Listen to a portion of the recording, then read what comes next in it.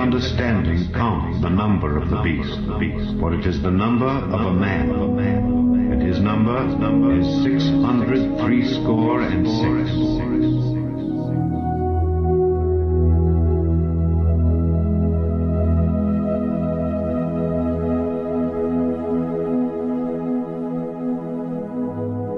According to science and the satanic system, the Earth is supposedly tilted at a 23.4 degree angle off vertical, and that leaves you at 66.6 degrees off horizontal. Now, what are the chances of that? You think this is just a coincidence? Take a look at this. Earth is supposedly orbiting around the sun and moving at 66,600 miles an hour. Another thing I want to point out here, let's take a look.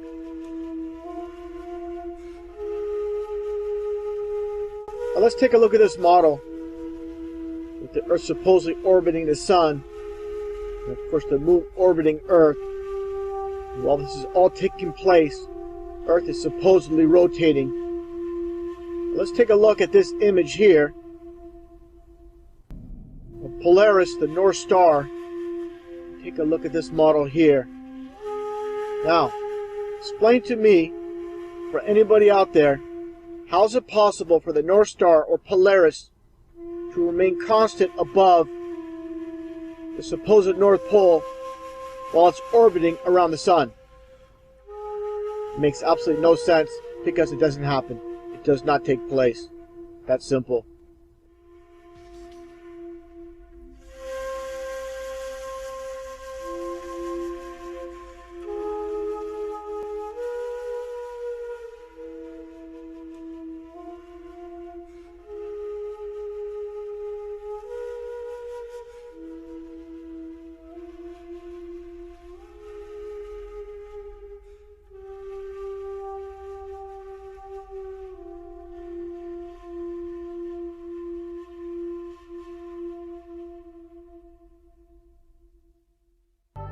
Moving on, the astrolabe is a beautiful and intelligent device and can be traced back to around 200 BC. It has many uses, such as the sun's path and the time of day.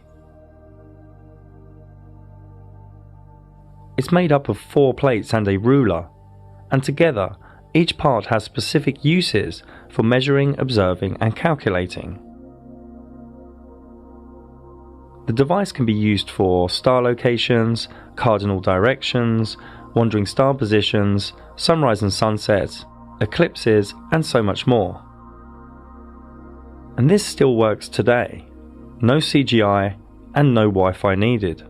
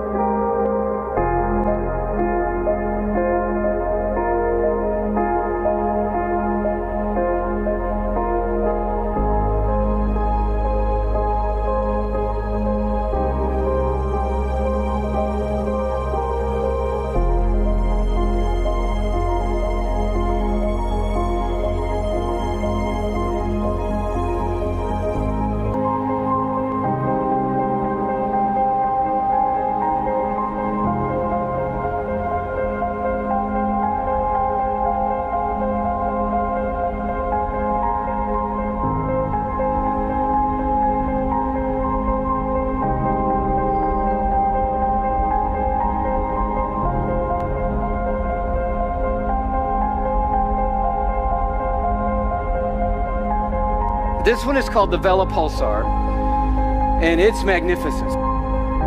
It's a highly magnetized neutron star.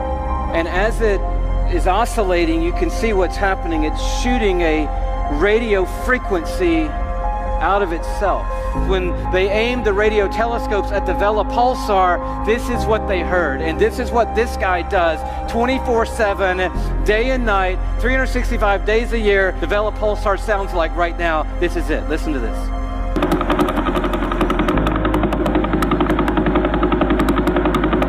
Now, I don't know about you, but that blew me away. I'm thinking, wow, this is incredible.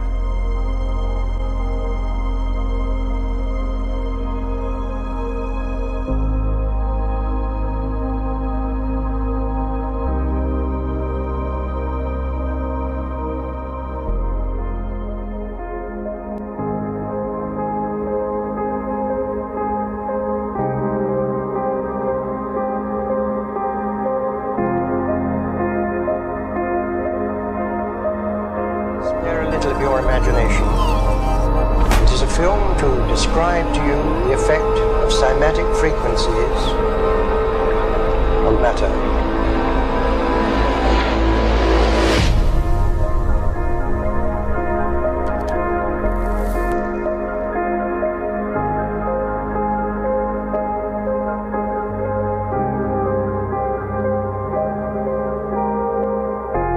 He says, praise him, sun and moon, and praise him, all you shining stars. That's not just a poetic idea. That's really happening because stars don't just shine, stars also sing.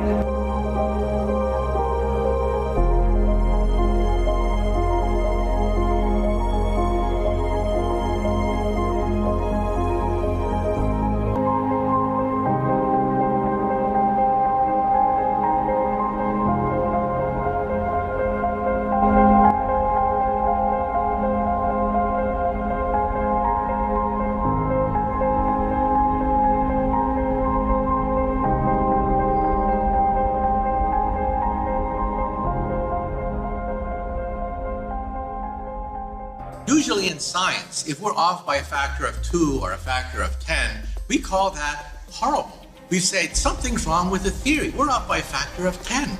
However, in cosmology, we're off by a factor of 10 to the 120.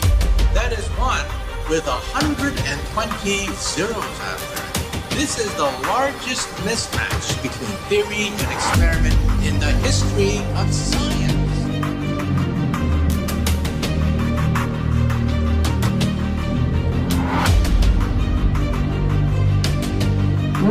It's 17 p.m. Eastern Standard Time, 1969. Isaac Newton, 1666.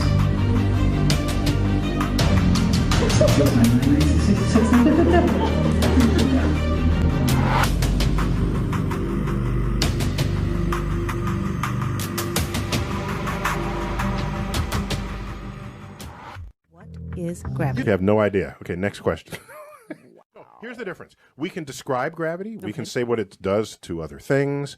We can measure it, predict with it.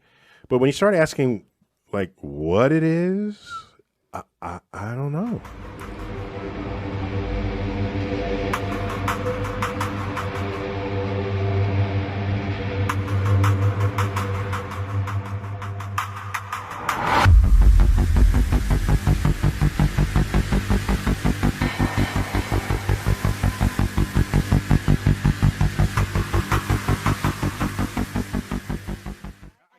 Ask a deeper question than I meant to? Yeah, no, you were meant to ask deep questions. Apparently I was. In life.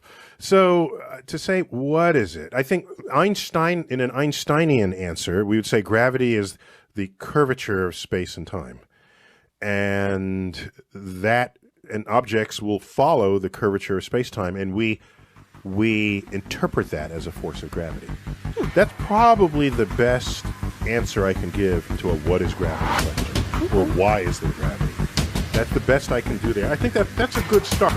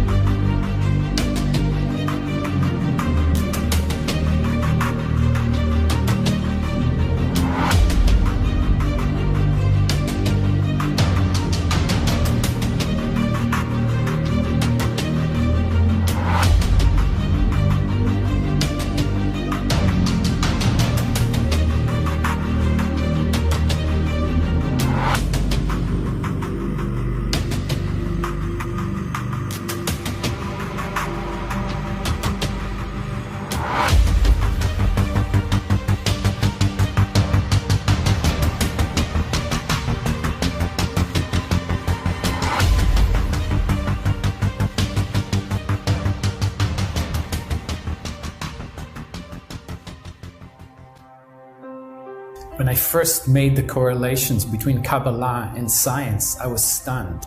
We do know that Isaac Newton had access to certain mystical texts, certain texts of the Kabbalah. Well, the Kabbalistic description of creation is coming from a single little point, from a speck, and of having matter form and time and space form all together at the very beginning. This sounds very much to me like the description of the Big Bang. I couldn't believe that the Kabbalists could derive these truths without really knowing any mathematics or physics. Zohar says those things. It could just have been a lucky guess, could just have been a lucky guess. Could just have been a lucky guess, I don't know. The Zohar's notion that light is a realm of no time and no space is quite consistent with special relativity. It's rather amazing, this uncanny reflection of some of the most advanced cosmology coming from our satellites, coming from our atom smashers, coming from our blackboards, that are mirrored in the Zohar and ancient Kabbalistic texts. We do know that Isaac Newton had access to certain mystical texts, certain texts of the Kabbalah.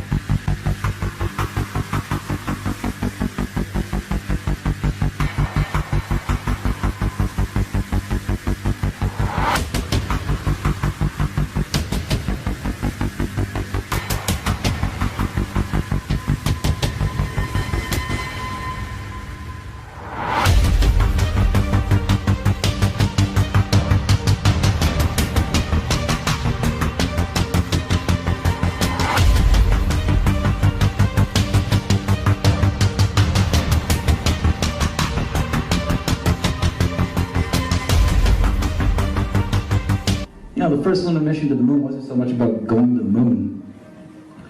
It was about having an event so you can go high enough to take a picture after 500 years to prove it was a ball. The moon landing and the towers falling. And they had as king over them the angel of the bottomless pit, whose name in Hebrew is Abaddon, but in Greek he has the name Apollyon.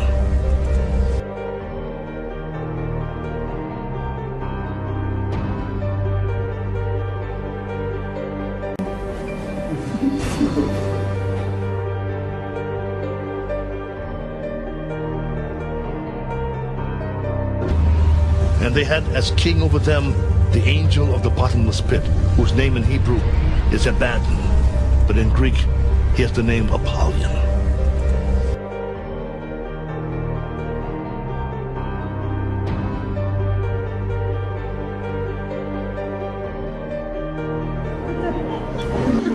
Most people saw the lunar landing and they swear on it because they heard it on the radio. Good morning, ladies and gentlemen. Let's see just how evil NASA is. Let's take a look at the Antarctic and Arctic circles. Oh, would you look at that? 66.6 degrees north and 66.6 degrees south. Now let's go over the diameter of the moon. This is a new one. I actually didn't know. It's 2,160 miles, but you take 6 times 6 times 6, there you go, 2160. The surface temperature of Uranus, oh, there you go, negative 216, which is 6 times 6 times 6, 216. Oh, you thought we were done. Let's do Pluto's orbital velocity. Scroll down here. Oh, there we go. 666. The speed of sound in knots. Speed of sound, oh, well, look at that. 666 knots. The Earth's circumference in nautical miles, oh, 21,600. There you go, ladies and gentlemen. Again, 600 times 6 times 6. Another coincidence, 21,600. How far is Mars from the Sun? 1.666 astronomical units. Now let's look at Ceres' synodic period. And just as you expected, 666. Again, the devil's in the details, ladies and gentlemen. Saturn's orbital distance in kilometers. Let's take a look at the numbers.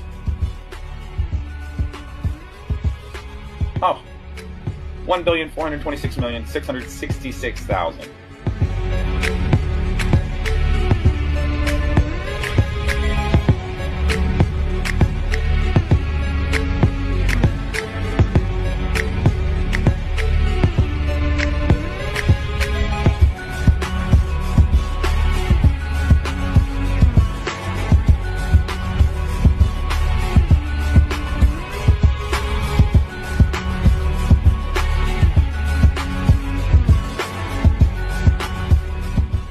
She's out of this world, the current commander of the International Space Station, about to break a big record tonight.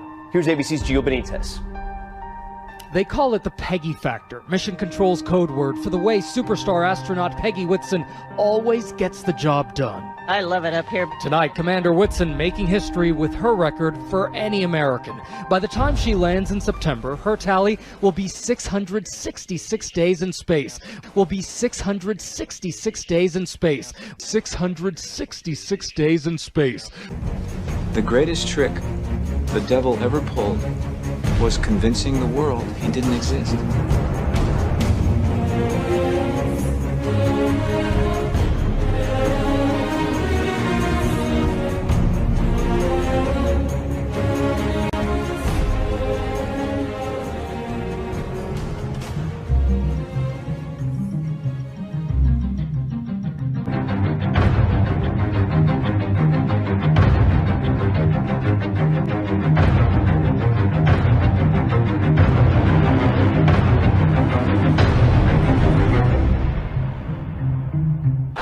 Take a look at this footage supposedly provided by ISS.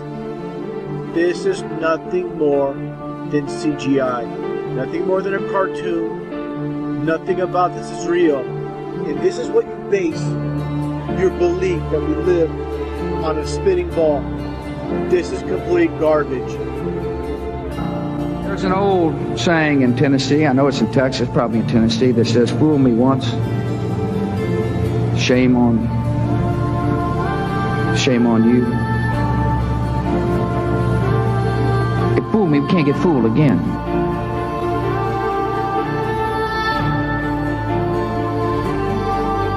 And what you're seeing here is a mirage. We typically would not be able to see this from the Lake Michigan shore. We talked about this last night. Conditions are right on the lake that we're actually seeing a mirage of the Chicago sky. That fake garbage. You get this? All CGI, computer animated. Looks like a video game. All lies. Time for you to wake up. Stop believing in fairy tales.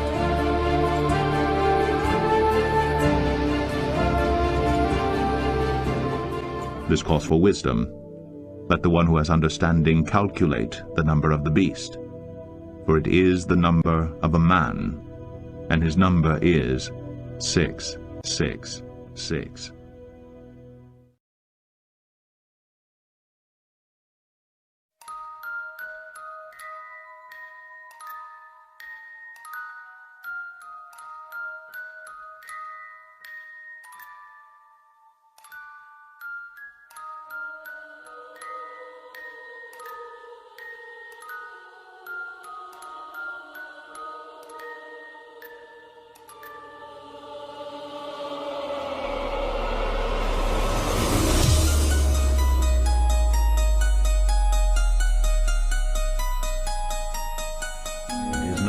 Number is 603 score and 6.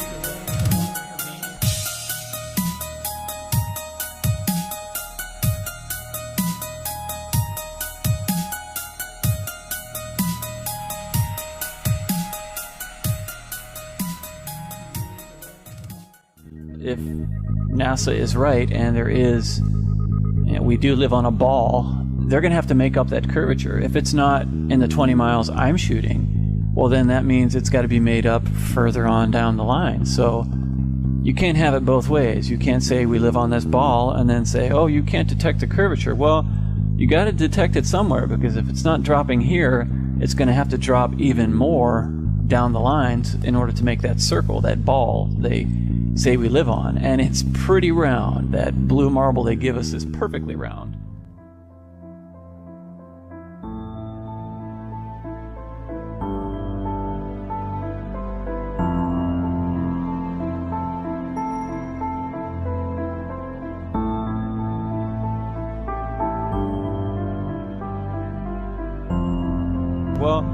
You got to detect it somewhere, because if it's not dropping here, it's going to have to drop even more down the lines in order to make that circle, that ball they say we live on. And it's pretty round. That blue marble they give us is perfect.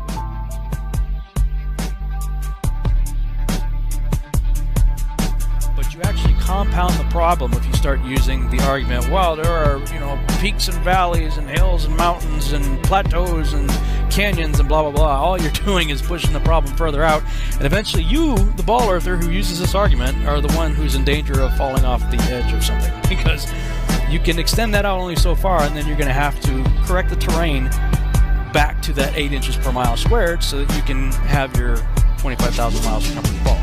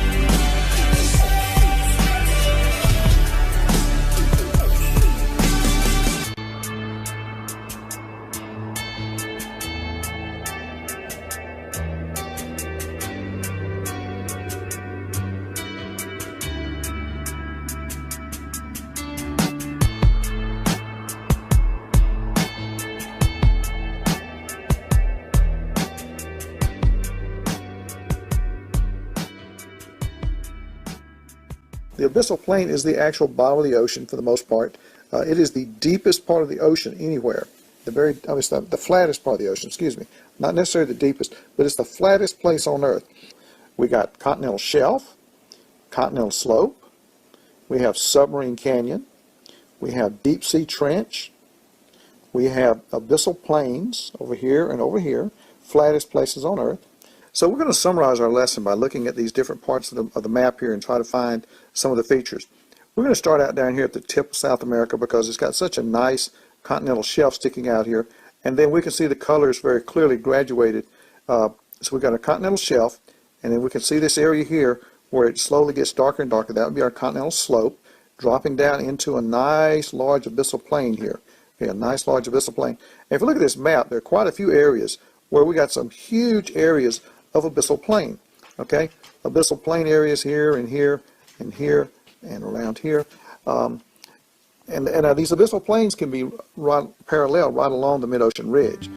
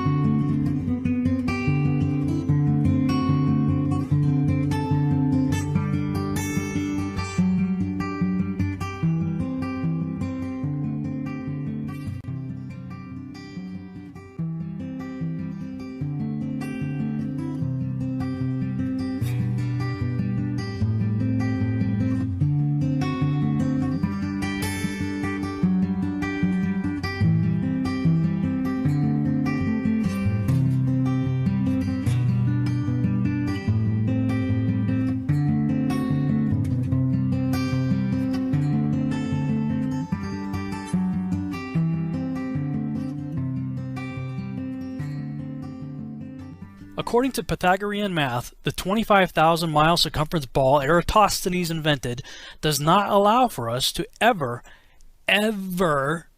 be able to see the supposed edge of a horizon that presents itself at eye level. Yet whether we're on the ground or flying up to 37,000 feet in an airplane or sending up a weather balloon to over 100,000 feet, there's that totally flat horizon straight ahead at our eye level. Always. That's simply not possible if it's receding downward and away from us at a rate of 8 inches per mile squared, which is what it must do. But once again, in reality, we don't see this. I stand straight up and I look straight out, and there's the horizon at my eye level. Not possible with Pythagorean math on Eratosthenes' ball.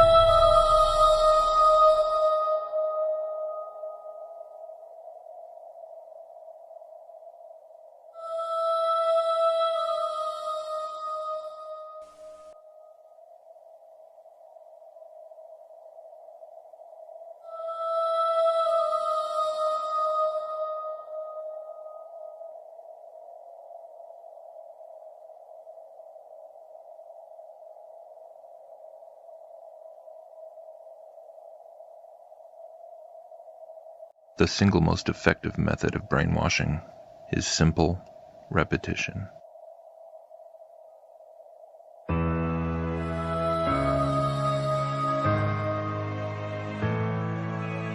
A steady, constant exposure to the same idea over and over again until the mind accepts it as truth.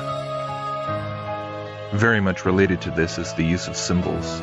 For the power of a symbol is that it can in itself contain rather complex ideas, an entire belief system even, boiled down to a solitary, recognizable visual cue.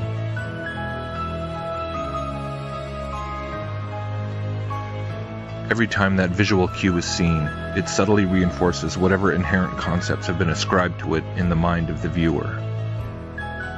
In the case of the symbol of the globe, when we see this icon, we see so much more than just a sphere.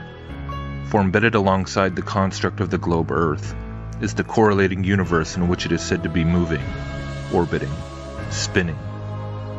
And connected to the concept of the spinning, spiraling universe is the supposed origin of that universe, billions of years ago.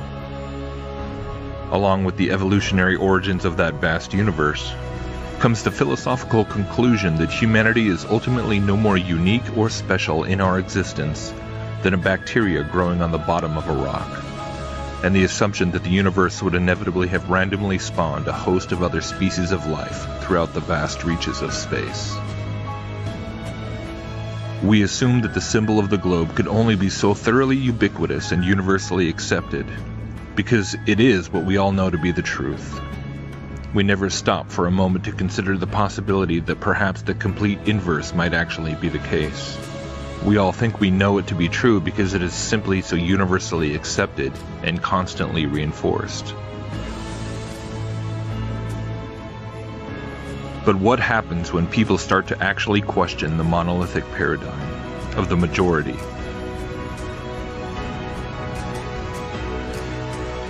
What happens when an individual attempts to stop and ask themselves just how many times they've really seen a true, genuine, undeniable photograph of the globe, and how many times they've merely seen pictures, logos, animations, renderings?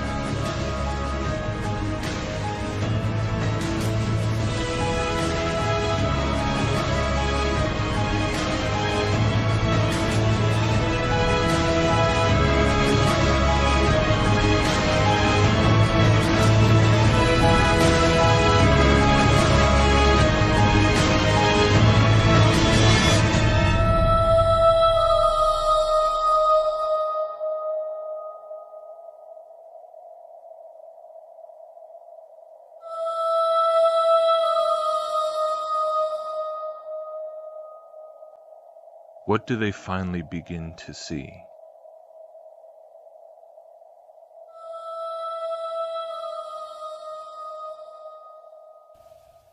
Skylar, I was medicated. I mean, I could have said the world was flat. You know what I think? I think you accidentally told the truth. This is basically the biggest thing you could possibly lie about. The best way to brainwash the whole world is to lie to the whole world about what the world is. They've stolen our mind from us and stuck us on a cartoon ball. It is photoshopped, but it has to be. Everything in the sky revolves around us, just as it appears if you look up and use your own eyes, your own senses. The vanishing point of perspective from your point of view, which is what the horizon line is. It is not the curvature of the Earth, as you've been taught. They stole your mind. They stole my mind. You've been fed a false system. You've been shown CGI images with a ball Earth with a horizon that curves. Of course, you can measure curvature if it actually existed. It's been tested over and over again and found to have no curvature whatsoever. You've just been lied to and shown pictures, and you believe those. Science, in fact, shows that the Earth is flat and motionless. Now, one thing I really want your generation to embrace is that the Earth is a closed system. We cannot leave the Earth. There's no place to go. I just recently gained my mind back. It's flat. That begs the question, hey, what the hell have you been showing us this ball for all this time?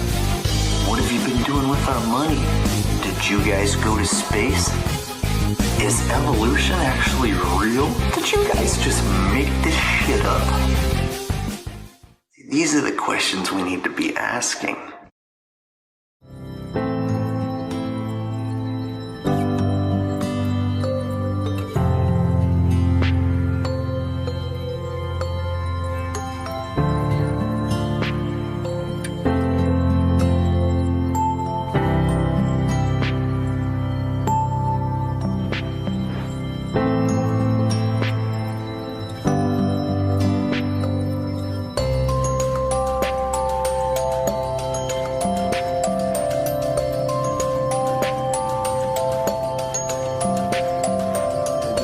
Is locked in space and it stays wherever I put it.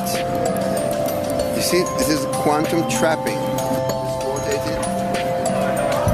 So it's actually floating above the surface? Yeah, it's not floating, it's locked above the surface.